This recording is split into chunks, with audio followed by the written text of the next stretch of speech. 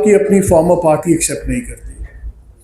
जब वो एक्सेप्ट नहीं करती तो दूसरे लोग they don't need to accept you because they think dialogue के जब सबसे बड़ा कॉन्फ्लिक्ट का पार्टनर है उसकी आप बात नहीं करवा सकते तो क्या करवाएंगे। एक तो आई थिंक डायलॉग कमेटी को has to reinvent itself. It should not be headed, spared or led only by a naraz faction of the old party. और जब तक पीस मेकर्स की तभी डिलीवरी होगी जब तक तमाम जो पार्टीज टू द कॉन्फ्लिक्ट हैं वो उनकी न्यूट्रलिटी पे एग्री कर लें।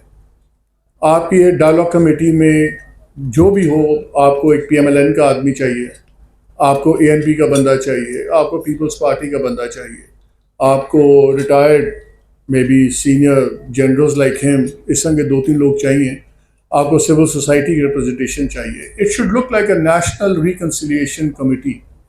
Right now I am very confuse कि ये कमेटी रिप्रेजेंट क्या कर रही है। जहाँ तक रहेगी बात, हमारे भाई बैठे हुए हैं वो MQM से भी हैं। MQM का रोल वैसे ही बड़ा कंफ्यूजिंग रोल है, वो हमेशा अपोजिशन में भी होती है और इक़्तिदार में भी होती है, वहाँ पे क्वेश्चन मार्क्स उठते हैं। अगर आप अपना एजेंडा जितना फैलाएंगे उतना ये वेग होता जाएगा और एम्बिग्यूअस होता जाएगा। आप पॉलिटिकल पार्टी नहीं हैं, आप पीस मेकर्स का ग्रुप बन रहे हैं। तो आई थिंक एक तो आपको बड़ा फोकस रहना चाहिए कि जो इकॉनमी के इश्यूज़ हैं, दूसरे इश्यूज़ हैं, ये सारे पॉलिटिकल पार्टीज डिस्कस कर रही हैं और ये उनका टर्फ है। आप लोग एक नया टर्फ क्रिएट कर रहे हैं कि हम एक रिकन्सिलिएशन का रोल अदा करेंगे। पहले तो न्यूट्रलिटी आपकी बड़ी क्लियर होनी चाहिए। और जहाँ तक बार बार जिक्र होता था डिक्टेटर्स का, डिक्टेटर खाली फौजी डिक्टेटर्स नहीं है। हमारे कौन से पॉलिटिकल आदमी ने डिक्टेटर के बगैर रूल किया? क्या नवाज शरीफ साहब एक इलेक्टेड ऑटोक्रेट नहीं थे? क्या इमरान खान एक इलेक्टेड ऑटोक्रेट नहीं थे?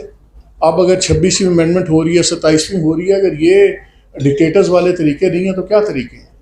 सो डिक्टेटरशिप है, चाहे इलेक्टेड तरीके से एज्यूम की जाए या बाय गन पॉइंट की जाए। So the behaviour of our rulers सबका डिक्टेटोरियल रहा है। तो इन बहसों में से निकल जाए कि कौन डिक्टेटर है, कौन नहीं है, कोई वर्दी के साथ डिक्टेटर है, कोई बगैर वर्दी के डिक्टेटर है।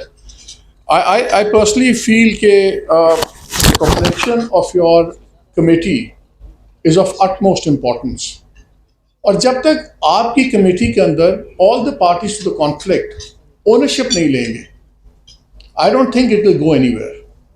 आप जितनी मर्जी मैं भी बैठ के तकरीरें करके मैं भी मैशत पे आधा घंटा बोल लूँगा, मैं भी सारे इंटरनेशनल इश्यूज़ पे बोल लूँगा। माइट इज़ राइट कोई नई चीज़ नहीं है। माइट इज़ राइट अब सिर्फ फॉर्मलाइज हो गई है with somebody like Trump. It was always might is right, लेकिन अब ज़रा फॉर्मलाइज हो गई जब से अमेरिका बीच में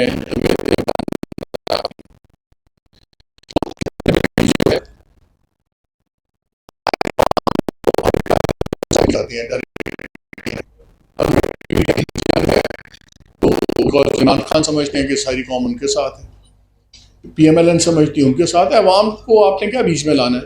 I think what you need कि आपको स्टेक होल्डर्स को एड्रेस करके, टारगेट करके स्टेक होल्डर्स को बीच में लाइए, ताकि जो ये आपकी नेशनल डायलॉग कमेटी है, या you call it the national peace making committee, whatever, इसका एक बड़ा precise single point laser forced agenda होना चाहिए। और ground reality at the end of the day वही है कि दो चीज़ें पर्सनलाइज एक कॉन्फ्लिक्ट हो गया हुआ। सैफ साहब ने कहा कि बिल्कुल वॉर वाला माहौल नहीं होना चाहिए। ये वॉर बनाया किसने है? क्या ये वॉर PTI ने नहीं बनाई? क्या ये वॉर एक साइडेड वॉर तो नहीं थी, दोनों साइड से थी ना। पर्सनलाइज किसने किया?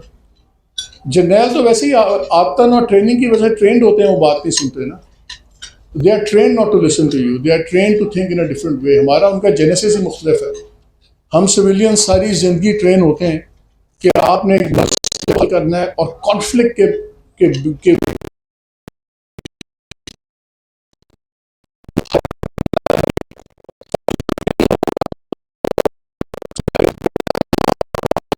Through conflict we are train to live, they are train to die. हमारा इनका जेनेसिस ही मुख्तलिफ है। Their way of thinking is totally different from ours, so we don't expect them to start thinking like us. मैं तो सिर्फ इतनी सी बात कर रहा हूँ कि एजेंडे को इतना ब्रॉड ना करें, उतना ना जाएं। कमेटी को आप एक्सेप्टेबल बनाएं पहले तमाम स्टेक होल्डर्स के लिए। ओनरशिप तो लें आपकी, इस कमेटी की इस वक्त ओनरशिप किसके पास है? पीपल्स पार्टी किसी किस्म की ओनरशिप नहीं ले रही, PML किसी किस्म की ओनरशिप नहीं ले रही, ANP ओनरशिप नहीं ले रही, और फौज बिहाइंड द सीन शायद आपकी ओनरशिप ले रही हो, पब्लिकली तो नहीं ले रही। So who is talking to who and why should anybody be talking to you? So मेरा ख्याल ये है कि आप या तो नई पॉलिटिकल पार्टी लॉन्च कर लें, अगर आपने नहीं करनी तो फिर अपना एजेंडा बिल्कुल ब्रीफ करके अपनी कमेटी की हैसियत बदलें, इसको रीइन्वेंट करें। Acceptability as a neutral arbiter आपका होगा। अभी आप लोगों का परसेप्शन एक न्यूट्रल आर्बिटर का नहीं है। जिस तरह आप लोगों को एक्सेस मिला शुरू में शाह महमूद साहब को मिलने का, दूसरों का एक लेबल लग गया कि शायद आप हॉकी स्पॉन्सर्ड एक इनिशिएटिव है। राइट और रॉन्ग की बात नहीं कर रहा, I am just being very blunt about it. तो आप पे परसेप्शन है कि आप हॉकी स्पॉन्सर्ड हैं, आप पे परसेप्शन है कि आप शायद -1 की बात कर रहे हैं PTI के लिए। ये तमाम ग्राउंड रियलिटीज़ हैं। मैं इल्ज़ामात नहीं कह रहा, मैं कह रहा हूँ ये ग्राउंड रियलिटीज़ हैं। पहले इन चीज़ों को, अपनी नेगेटिविटीज़ को ख़त्म कीजिए, एक ब्रॉडर, एक एक्सेप्टेबल इसका फसाद बनाए, फिर दूसरे लोग स्टेक होल्डर्स आपके साथ आएंगे, वरना किसी किस्म के will just have speeches and nothing else. Thank you. Thank you मालिक साहब। पहली बात तो ये है कि